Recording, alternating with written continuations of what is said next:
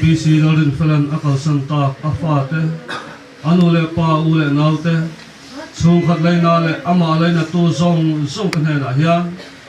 la pa Isu Krista khoi nate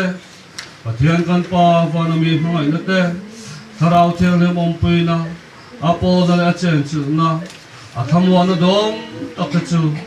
tuna changa chatuan thangin lo zel ro se amen.